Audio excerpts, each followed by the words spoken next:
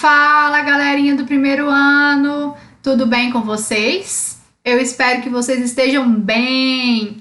Então, aqui é a professora Gessiara com a disciplina de Química. Então, agora nós vamos para a nossa aula de Química. Então, hoje nós vamos aprender a diferença de uma substância pura para uma mistura, tá? Então, vamos entender um pouquinho aqui, tá bom?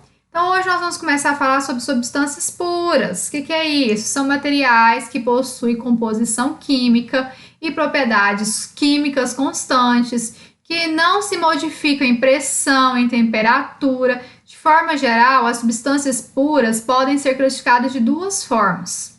Dentro das substâncias puras, a gente tem uma simples, que a gente vai falar aqui agora, e nós temos a composta, tá bom?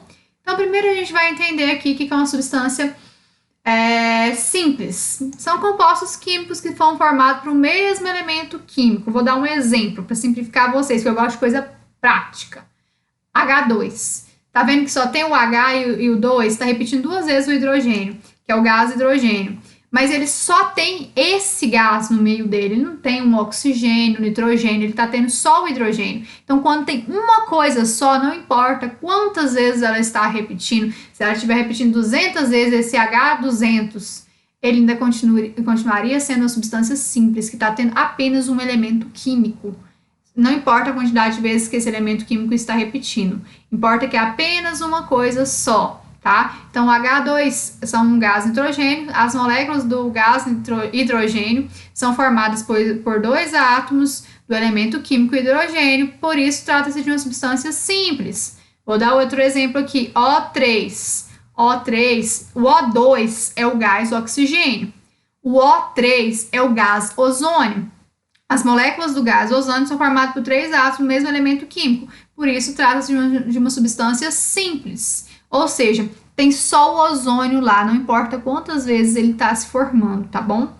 E também existe ainda a possibilidade de átomos de um mesmo elemento químico formarem substâncias simples completamente diferentes, que é os alótropos, ou alotropia, que é o caso no exemplo do oxigênio. Vocês não lembram que eu falei para vocês aqui? O2 é o oxigênio, ele é uma substância simples, só tem o oxigênio. Aí tem o O3, que é o gás ozônio, ou seja, a gente fala que isso é uma alotropia, quando um elemento consegue se transformar em outro composto. Vou dar alguns exemplos de alotropia para vocês entenderem melhor. O grafite tem uma classificação. E aí eu posso ter o grafite da lapiseira e posso ter também o grafite de grafitar, muro, essas coisas. Então, isso são alotropias, são compostos que vão se originar em outros compostos, tá bom? Isso é uma substância simples, eu quero que vocês entendam. Uma substância simples é aquela que tem apenas um elemento químico, não importa quantas vezes esse elemento químico está repetindo, desde que tenha apenas uma coisa só, tá bom? Agora, substância composta, o próprio nome já fala, são compostos químicos que vão ter vários elementos químicos, tá bom?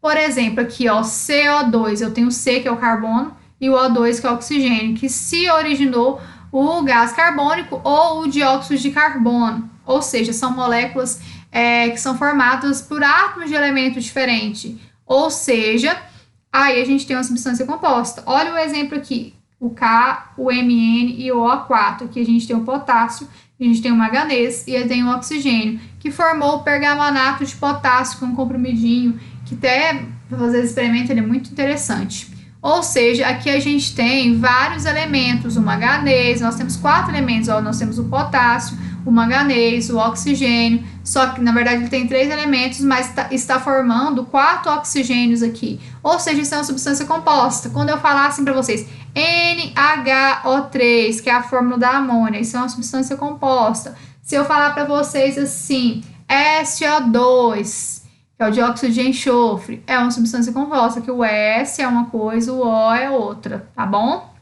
Então, aqui eu fiz um esqueminha para vocês, ó.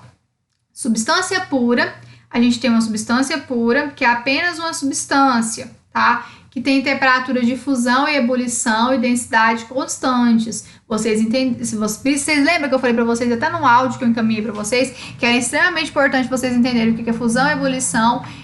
Sempre essas palavras vão aparecer até em outros conteúdos. Então, aqui, uma substância pura é aquela que tem apenas uma substância e a temperatura de fusão e ebulição e densidade são constantes. O que é uma mistura? Que eu nem aprofundei muito bem nela, mas uma mistura é duas ou mais substâncias, ou seja, aquele pergamonato de potássio, eu posso falar que ele é uma mistura, mas ele está dentro das substâncias compostas, tá? Ou seja, aqui a temperatura de fusão e ebulição e a densidade são variáveis. Então, na substância pura é constante, na mistura é variável, tá?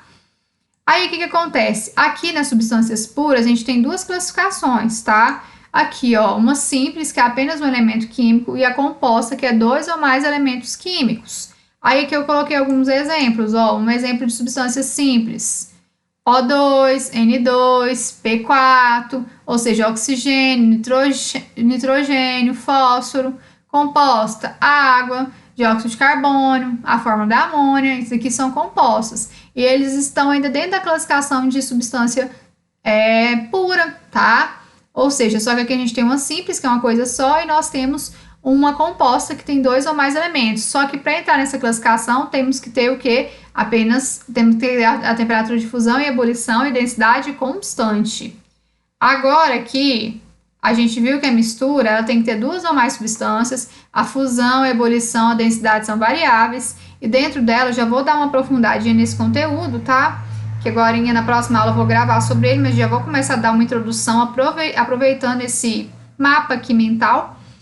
A mistura homogênea é aquela que a gente vai ter apenas uma fase. Vou dar alguns exemplos. Água com sal. Você misturou os dois, mas você está vendo apenas uma fase. Água e groselha. Você misturou eles, vocês estão vendo apenas uma fase. Por exemplo, um suco de detox de couve, abacaxi, gengibre, hortelã e água. Misturou tudo. Você vai ver só mais a couve ou mais pro lado do abacaxi, se você tiver inserido. Então, é uma mistura homogênea, tem vários componentes, tem várias misturas no meio dela, mas você está vendo apenas uma fase. Mistura heterogênea, aquela que você vai observar duas ou mais fases, você consegue distinguir visualmente uma fase da outra fase, tá bom?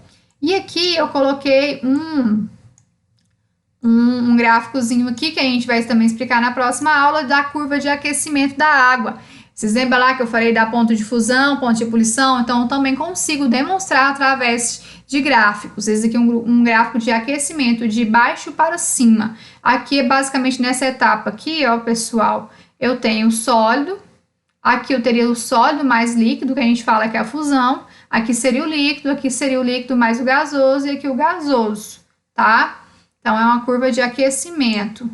Desse lado aqui, a gente tem a curva de aquecimento normal, ó, como eu falei, sólido, sólido mais o líquido, que é a fusão, líquido, líquido mais gasoso e gasoso. Eu tenho aqui de uma mistura eutética, eu tenho de uma mistura azeotrópica. Eu vou explicar na próxima aula para vocês o que são isso, tá bom? Então é isso, por hoje é só, muito obrigada e até a próxima aula.